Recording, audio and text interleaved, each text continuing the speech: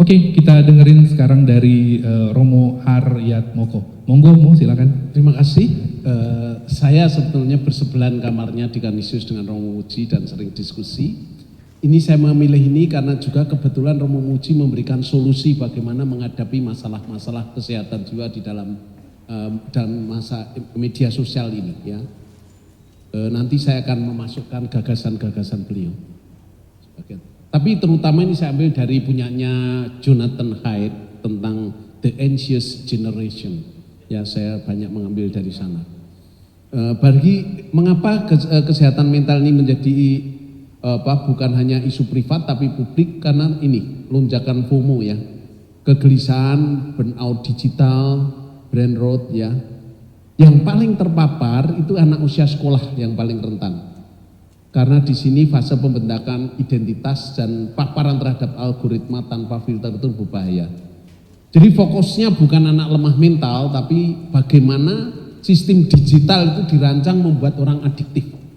Dan yang paling mengerikan itu adalah apresiasi segera.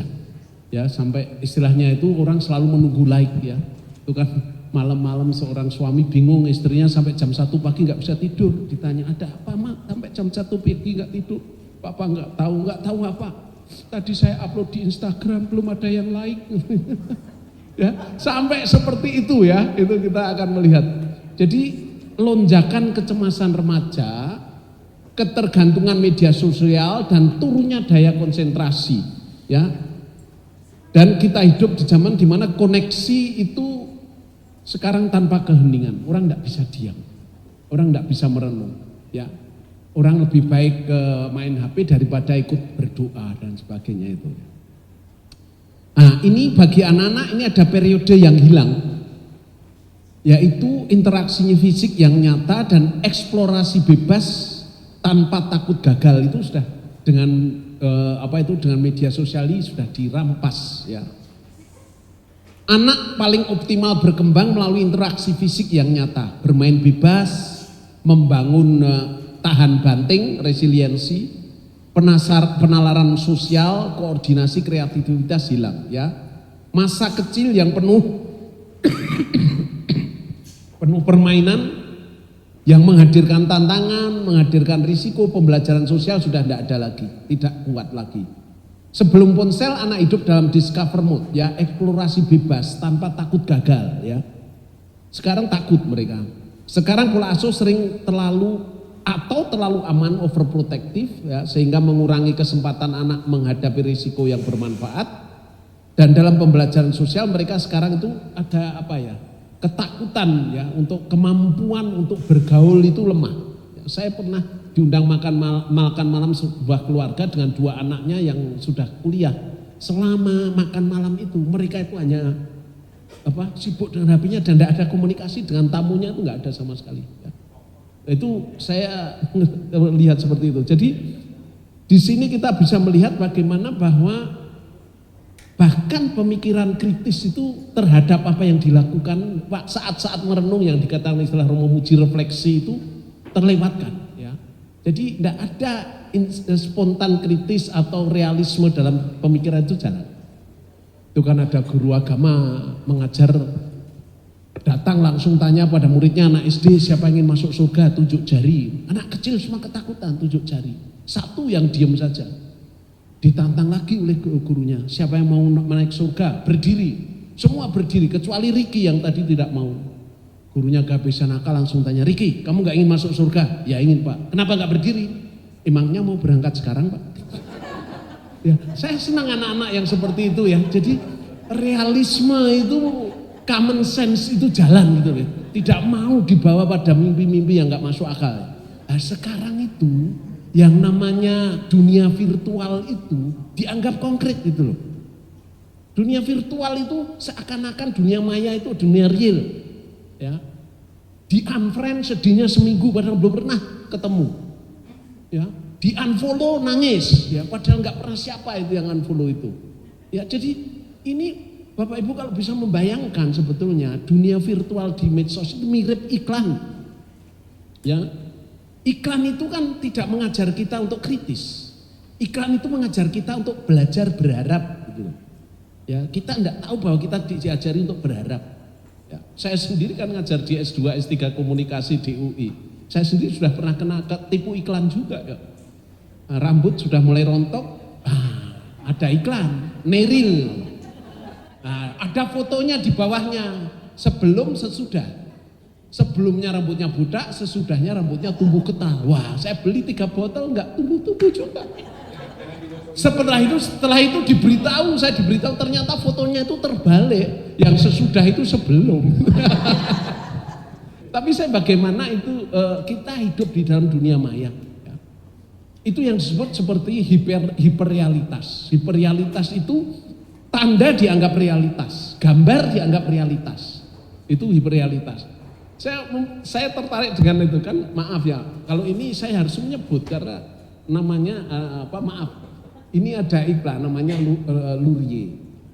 Itu kan untuk pembalut perempuan. Seorang ibu belanja membawa anak kecil, cewek 5 tahun dibawa ke supermarket. Anaknya langsung ngambil Lurie. Direbut sama ibunya. Kamu masih kecil, ini untuk orang dewasa. Nangis karena direbut, nangis guling-guling. Ibunya malu kalau dilihat banyak orang. Diambil lagi, nih ambil. Tapi diem. Untuk apa kamu? Mama nggak tahu apa.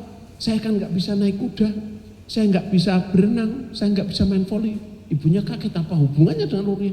Ternyata lihat di iklan, dengan Lurie Anda bisa berenang, bisa naik kuda, bisa main voli ya. Ini loh ya, pola berpikir yang sebetulnya maya tapi dianggap nyata itu loh. Ya, sebetulnya kalau kita buat analogi seperti itu ya, itu yang sekarang dihidupi anak-anak remaja kita. Maka 4 kerusakan utama kehidupan berbasis ponsel ini apa? Apa yang disebut social deprivation. Anak kehilangan waktu tatap muka dengan teman dan dengan sebaya dan dengan keluarga. Sleep deprivation, malam hari terganggu karena apa? Oleh notifikasi dan oleh scrolling. Lalu juga attention fragmentation, fokus mudah terpecah akibat gangguan digital. Dan juga terbiasa dengan identitas double yang tidak disadari. Ya, anak remaja sombong dengan ibunya, lihat status saya. Wah, feminis, masih remaja itu, ya. Pencinta kopi senja, investor kripto, wah, pejuang mental health. Wah, hebat. Terus ibunya kata, kapan cuci piringnya? Langsung dijawab, itu enggak masuk personal branding saya. ya, jadi bagaimana bahasa antara yang nyata dan yang virtual itu enggak ada lagi, sekat itu enggak ada lagi, ya, dunia seperti itu, ya. Social deprivation itu biasanya kehilangan kondisi berkurangnya pengalaman relasi tatap muka, kurang permainan bebas, interaksi sosial langsung tidak penting, ya. Orang senang di kamar, anak sekarang suka di kamar. Defisit pembelajaran sosial, hambatan regulasi emosi, ya. Anak kalau main game online ketika kalah keluar langsung marah-marah, ya, dan terbawa oleh emosi di situ, ya. Penurunan keterampilan empati dan negosiasi, kurang tidur yang sangat kronis. Dampaknya penurunan fungsi eksekutif, artinya apa? Melemahnya kemampuan otak untuk mengatur diri dan berpikir terarah dan sulit mengendalikan perilaku. Artinya kalau disuruh ini ya nanti tapi tidak dilakukan. Banyak pekerjaan anak itu yang tidak dilakukan gara-gara scrolling terus-menerus yang 2 jam pun tidak merasa bahwa itu 2 jam. Ini yang risiko-risikonya. Ini juga yang saya sebut tadi disrupsi atensi, terpecahnya fokus akibat notifikasi, multitasking digital, ya, pola konsumsi konten cepat, ya. Dampaknya penurunan kapasitas dibel, tidak bisa membaca panjang dan diam untuk sungguh merefleksikan, itu tidak, itu yang disayangkan oleh Romo Muji nanti. Jadi gangguan apa yang disebut sustained attention dan working memory stability, sehingga ada kecanduan, ya, pola penggunaan kompulsif yang sulit dikendalikan, ya, behavioral addiction, disregulasi, ya, ditandai oleh apa? Dorongan kuat dan mendesak untuk melakukan sesuatu atau mengonsumsi sesuatu. Meskipun orang tersebut tahu mungkin tidak baik, tapi tetap dilakukan. Itu yang istilahnya dipakai seperti itu. Dan lalu tidak ada pemikiran kritis bisa membedakan apa yang menyenangkan saya ikuti. Ini nanti yang berbahaya, nanti yang sampai pada sextortion atau grooming. Banyak orang yang terbiasa ini menjadi korban dalam hal itu. Itu yang sangat berbahaya karena tidak bisa mengambil jarak. Kemampuan kritis refleksif yang dikatakan Romo Muji itu bisa mengambil jarak, ini tidak bisa. Ada guru agama menjelaskan, memberi ilustrasi tentang akhir zaman. Nanti akhir zaman itu di mana-mana gelap gulita, petir menyambar-nyambar, di mana-mana ada gempa bumi. Lalu ada Riki yang tunjuk jari. Ada apa Riki? Pak, nanti sekolah libur enggak? Kemampuan dia untuk mengambil jarak, untuk tidak terbawa emosi di dalam media sosial tidak mudah. Nah, analisis wacana kritis yang nanti sebagai salah satu cara untuk bisa menyaring menjadi filter, itu saya kira dewasa ini diperlukan. Itu nanti saya masukkan di dalam cara-cara bagaimana mengatasi masalah ini. Ya, ini FOMO, fear of missing out, ketakutan tertinggal informasi, tren. Didukung oleh desain algoritma, ya, notifikasi, infinite scroll, reward dopamin, ya, membentuk identitas berbasis apa-apa menunggu validasi dari luar. Hidupnya itu penuh dengan pencitraan. Bagaimana orang lain melihat saya itu menjadi sangat penting. Tidak ditanggapi berarti saya tidak ada. Istilahnya gampangnya seperti itu. Ya, dengan demikian lalu tidak pernah terpikirkan makna yang saya jalankan itu apa. Makna yang saya jalankan itu apa, enggak ditemukan lagi. Itu kan ada manajer HRD mengumpulkan karyawannya. Dia ingin tahu apakah karyawan bekerja di situ menemukan makna hidup. Nah, dikumpulkan salah satu suruh maju. Suruh nulis dengan 10 nama. Dengan siapa dia akan menemukan makna hidup. Setelah nulis 10 nama, belum berhenti. Tolong dari 10 nama coretlah 5. Tinggal 5. Akhirnya dia tulis ayahnya, ibunya, 1 saudaranya, istrinya dan anaknya. Belum berhenti, dari 5 coretlah 2, tinggal 3. Akhirnya ayahnya dicoret, saudaranya dicoret. Dari 3 sekarang masih kurang. Dari 3 coretlah 2, tinggal 1. Dia sedih sekali meneteskan air mata, ibunya dicoret, anaknya dicoret, tinggal istrinya. Nah, manajernya kaget. Biasanya laki-laki itu ingin hidup dengan darah dagingnya sendiri, atau ibunya, atau anaknya. Baru sekali ini saya melihat laki-laki memilih istrinya. Apa alasanmu? Dia nggak berani lihat ke depan. Pak, istri saya ada di sini. Saudara, saya hanya mau mengatakan apa? Kalau hidup kita itu didikte oleh orang lain, tidak ada yang namanya otentisitas. Ya, tidak ada yang namanya ketulusan. Maka bagi saya, kalau orang mengatakan me time itu bukan hanya masalah saat saya untuk bisa bersenang-senang untuk diri saya. Kalau saya me time adalah saat saya jujur dengan diri saya sendiri. Dan itu mengapa Romo Muji senang meditasi, salah satunya saat-saat seperti itu adalah saat-saat kita bisa jujur siapa diri kita. Nah, itu menarik bagi saya. Nah, ini era post-truth, itu yang terpenting adalah apa? Era post-truth itu yang penting emosi. Rasionalitas, objektivitas kalah dengan emosi. Nanti ada hoax, ya. Hoax itu bukan orang bodoh yang ketipu hoax. Guru besar pun bisa ketipu hoax. Karena apa? Masalah ini bukan masalah rasionalitas dan fakta. Ini masalah emosi dan keyakinan, artinya ideologi. Kalau nggak percaya waktu pemilu 14 dan 19. Kalau Anda sudah suka dengan nomor 1, apapun yang baik dari nomor 2 nggak akan Anda terima. Ya, kalau Anda sudah tidak senang dengan nomor 2, apapun yang baik tidak akan dilihat. Itu artinya apa? Cara kita menyaring itu adalah pertama-tama sesuai dengan yang saya yakini, yang saya senangi. Maka meskipun bohong, kalau itu sesuai dengan keyakinan Anda, akan Anda forward. Ini masalahnya. Ya, inilah post-truth. Ya, yang muncul nanti dengan apa yang disebut echo chamber, ya. Kelompok WA Anda, kalau ada yang berbeda, mesti ada yang protes ke admin, tolong admin orang itu dikeluarkan. Ya toh?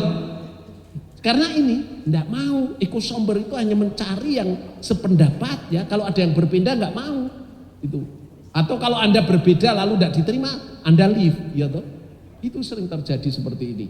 Ya, memanfaatkan dopamin ya, infinite scroll dan banyak hanya anak lemah, tapi sistemnya memang adiktif ya. Dampak mentalnya apa? Overload informasi, ketidakpastian yang membuat gelisah, identitas terfragmentasi sehingga ada kecemasan sosial, krisis makna, motivasi ikut runtuh ya. Dan nanti kognitif fatigue akan saya jelaskan lebih lanjut lagi. Nah, ini identitas yang terfragmentasi itu seperti ini ya. Ya. Terjadi jika seorang memiliki banyak versi tentang dirinya. Ya, persona di Instagram, di TikTok, persona akademik, persona keluarga ya, dan semuanya isinya adalah pencitraan. Ada krisis keaslian. Anak muda mulai bertanya yang asli saya itu yang mana sebetulnya ya. Dan self worth tergantung like ya, view, engagement ya. Jika respon turun muncul kecemasan ya, takut salah, takut tidak relevan, takut tidak update ya, ini menjadi kecemasan yang muncul. Ini yang disebut kognitif fatigue ya, kelelahan akibat paparan informasi yang terus menerus. Zaman sekarang yang namanya sensor itu bukan dilarang, bukan ditutupi, bukan disembunyikan. Sensor sekarang itu apa? Menggelontor informasi sebanyak-banyaknya sampai orang bingung mana yang benar dan salah. Ya. Ini juga nanti kita akan lihat. Dan yang kedua, sensor itu dengan nama, ada juga yang namanya narasi alternatif. Apa itu narasi alternatif? Orang tidak perlu menolak, menyangkal, tapi menggeser suatu informasi itu sudah membuat orang skeptik. Ini contoh konkret. Waktu ditemukan ada penelitian di Amerika itu ada hubungan antara rokok dan kanker paru-paru. Perusahaan rokok dan tembakau itu menyewa seorang ahli komunikasi namanya Robert Berman, bagaimana supaya menghindari jangan kerugian terlalu banyak.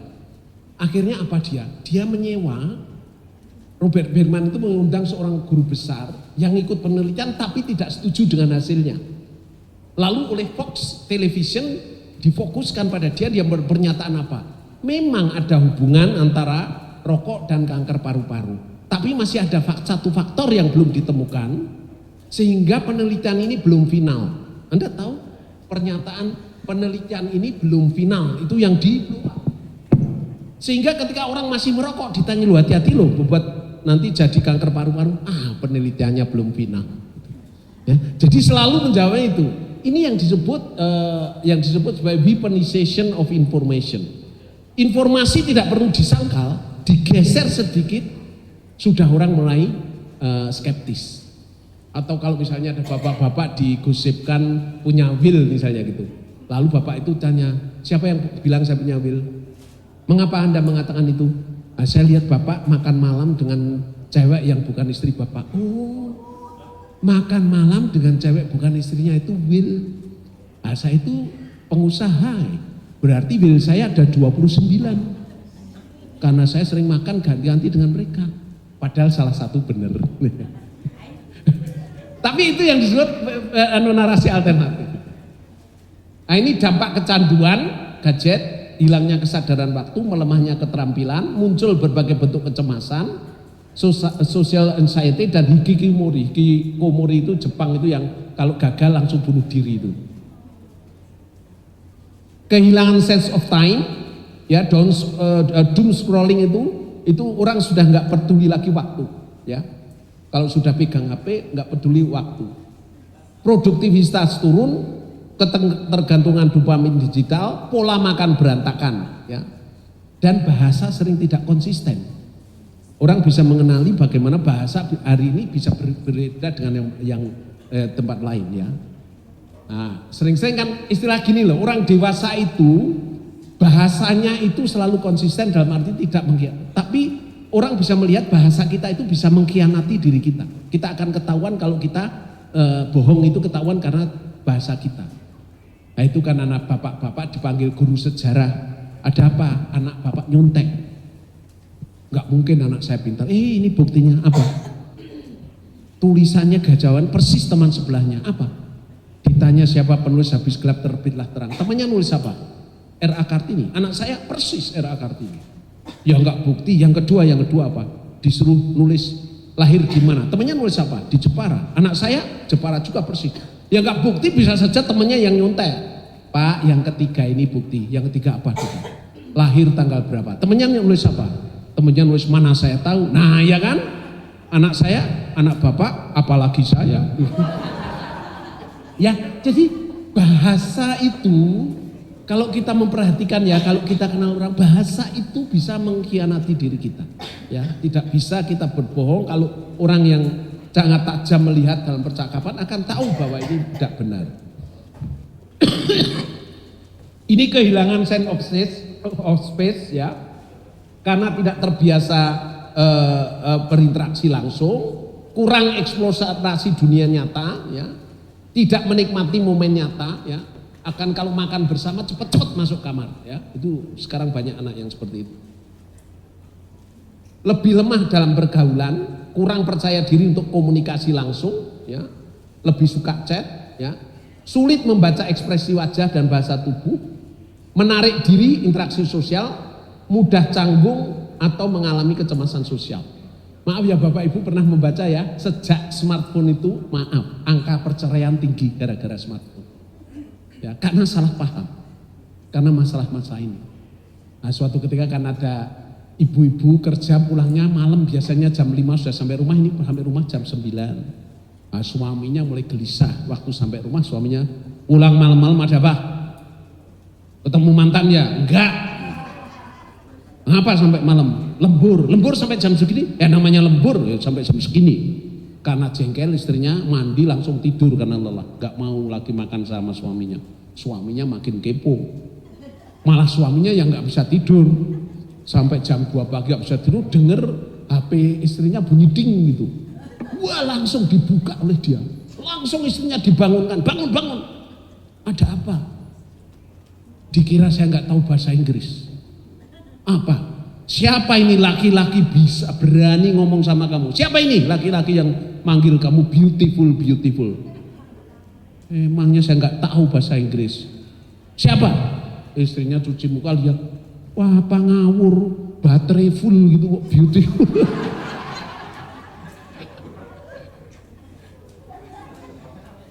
Ya. Nah ini beberapa ketakutan, saya tidak usah menjelaskan satu persatu, tapi ini yang menyumbang penyakit itu. Lalu social anxiety, mungkin hikikomori ini ya, hikikomori itu menutup diri dari kehidupan sosial, yang akhirnya nanti depresi dan bisa sampai pada bunuh diri, itu yang berbahaya. Bapak Ibu tahu ya, kasusnya Smetser yang di Florida, anak umur 12 tahun yang dengan chatbot itu merasa didengarkan, dan ketika dia sadar bahwa itu hanya mesin, akhirnya dia bunuh diri umur 14 tahun. Bahaya sekali yang. Oke, langsung saya masuk ke sumbangannya Romo Muji. Gagasan penting Romo Muji, kesehatan harus holistik. Dulu ada pelajaran menulis buku harian. Menulis itu mimesis, cara mengolah trauma, cara mengambil jarak. Ya, di dalam refleksi itu yang terpenting adalah keberanian mengambil jarak. Dengan media sosial, anak tidak dilatih untuk berani mengambil jarak dan merefleksikannya. Kalau budaya berkembang dari lisan, narasi dan komunitas, tulisan, refleksi dan kedalaman, digital itu yang penting cepat dan reaktif. Ada permainan itu ya. Permainan itu kalau semakin kita berpikir semakin kalah. Harus selalu dibuat reaksinya cepat. Nah ini bahaya. Modelnya yang dikatakan Romo Muji benar. Masalah hari ini adalah kita hidup dalam budaya digital tanpa kedewasaan budaya tulisan. Padahal budaya tulisan itu adalah refleksi bagi Romo Muji.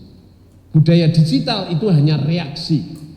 Maka bahasa makin pendek, emosi makin cepat, refleksi makin jarang padahal menentukan. Tanpa bahasa reflektif, trauma menumpuk, pikiran dangkal, identitas rapuh. AI dan digitalisasi mempercepat semuanya, maka justru dibutuhkan kesadaran diri, kemampuan memaknai dan latihan menjadi manusia. Dan banyak anak sekarang susah senyum loh, ya. Karena apa? Karena selalu terhubung, terkoneksi, sehingga dia akan selalu terobsesi oleh apa yang dia impikan. Ya. Tuh kan. di rumah sakit itu ada di ruang mayat ditemukan ada mayat tiga-tiganya tersenyum. Nah, penjaganya cerita kok bisa tiganya, oh tersenyum. Yang pertama itu mati setelah menikah, kok tersenyum. Jadi dia itu ditinggal istrinya, pacarnya 6 bulan, lalu telepon pacarnya, saya mau balik asal langsung dinikahi. Nah, dia senang sekali langsung menikahi. Nah, dia senang sekali waktu menikah itu, waktu resepsi itu, dia lupa kalau sakit jantung. Nah, saking senangnya kena serangan jantung, mati. Nah, kok tersenyum? Nah, matinya di pangkuan istrinya. Oh ya. Yang kedua ini apa? Mati kok tersenyum? Menang lotre. Ah, menang lotre kok bisa mati? Ah, dia kaulan, minum bir padahal dia lever. Ah, levernya kambuh, mati. Ah, kok tersenyum? Ah, waktu mati pegang duit. Oh, paham. Yang ketiga, oh kalau yang ketiga kasihan. Kenapa? Yang ketiga itu kesambar petir. Ah, kok tersenyum? Ah, dikira difoto.